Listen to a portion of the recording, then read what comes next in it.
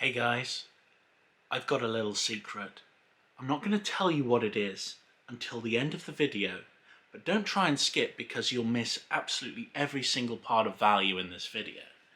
Okay? So, secret telling.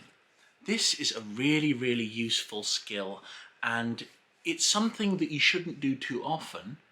You should save it for those rainy days when you want to provide some special information that people are definitely not going to know. Something obscure, a new form of marketing, a new way of getting a product out, a new type of product that could potentially change the lives of people. This goes back to the amazing discovery, but you can utilize secret telling in order to get your audience to perform certain tasks, like I'm trying to do at the moment by getting you to come to the end of the video when I'm going to tell you the secret. Alright? So, what is it?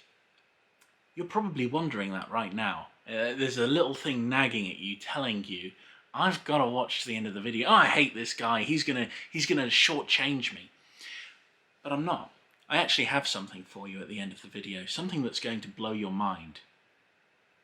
Actually, the secret is that there's just another video at the end. But when you hear this, you're disappointed. So what does this mean? This means that if you're giving away secrets to people and those secrets are not giving your audience what they crave because they want to find out the secret, if you're lying to them, you're going to upset them, and this is going to have a negative impact on your brand, and that is the real secret. You've always got to give something when it comes to telling a secret. Just don't tell them where I buried the bodies.